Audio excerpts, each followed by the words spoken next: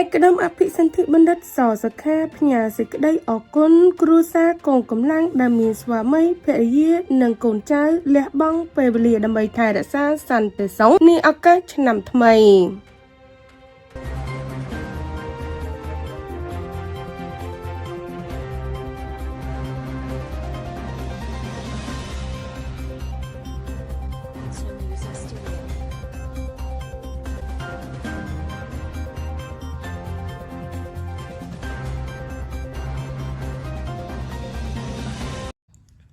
ថ្លែងនៅក្នុងឱកាសអញ្ជើញជួបសម្ដែងសម្ណាជាមួយនឹងកងកម្លាំងចម្រុះចំណុះគណៈបញ្ជាការឯកភាពរដ្ឋបាលខេត្តបាត់ដំបងនារសៀលថ្ងៃទី19ខែមេសាឆ្នាំ2025ឯកឧត្តមអភិសន្ធិបណ្ឌិតសសុខាឧបនាយករដ្ឋមន្ត្រីក្រសួងមហាផ្ទៃនិងជាអនុប្រធានសហភាពសហព័ន្ធយុវជនកម្ពុជាបានផ្ដាំផ្ញើសេចក្តីថ្លែងអំណរអគុណទៅកាន់ក្រុមគ្រួសារភរិយាឪពុកម្ដាយឬក៏ស្វាមីនៃកងកម្លាំងដែលបានលះបង់សេចក្តីសុខនិងភាពរីករាយនៃការជួបជុំក្រុមគ្រួសារដើម្បីទទួលបានភារកិច្ចថែរក្សាសន្តិសុខសណ្ដាប់ធ្នាប់នាឱកាសពិធីបុណ្យចូលឆ្នាំគ្រប់មូលដ្ឋានរាប់ទាំងខេត្តបាត់ដំបងឯកឧត្តមអភិសន្ធិបណ្ឌិតក៏បានមានប្រសាសន៍ថាជាការពិតនេះជាកាតព្វកិច្ចរបស់កងកម្លាំងដែលជាធម្មតាទៅហើយថ្ងៃបុណ្យឈប់សម្រាកគឺក្រុមគ្រួសារនីមួយៗត្រូវបានជួបជុំនៅសាច់ញាតិដើម្បីលេងកម្សាន្តសប្បាយរីករាយប៉ុន្តែកងកម្លាំងតែងតែនៅជួរមុខជានិញមិនថាថ្ងៃឬក៏យប់ក្រោមកម្ដៅថ្ងៃក្តៅ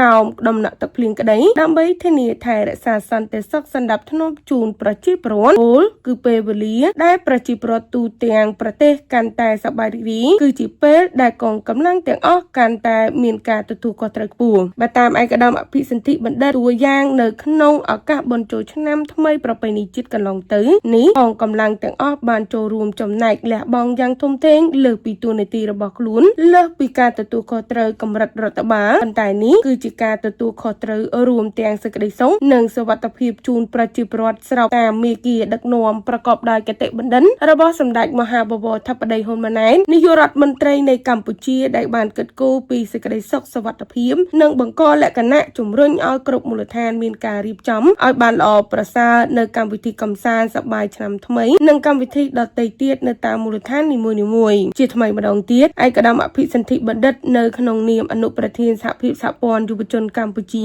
ទទួលបន្ទុកខេត្តព្រៃវែងបាត់ដំបងនិងបន្ទាយមានជ័យនៅក្នុងនាមតំណាងឯកឧត្តមហ៊ុនម៉ាណីប្រធានសហភាពសហព័ន្ធយុវជនកម្ពុជាបានថ្លែងអំណរអគុណដល់ក្រុមការងារដែលពាក់ព័ន្ធទាំងអស់ទាំងក្រុមការងារយុវជនកងកម្លាំងអាជ្ញាធរព្រមទាំងប្រជាពលរដ្ឋដែលនៅក្នុងឆ្នាំ2025នេះបានសហការរៀបចំនិងចូលរួមកម្មវិធីសង្ក្រាន្តឲ្យប្រព្រឹត្តទៅប្រកបដោយភាពអត្តកធម៌សប្បាយរីករាយដែលភាពរីករាយនេះមិនអាចកាត់ផ្ដាច់បានឡើយគ្រប់តួអង្គទាំងអស់រួមទាំងកម្លាំងនិងអាជ្ញាធរ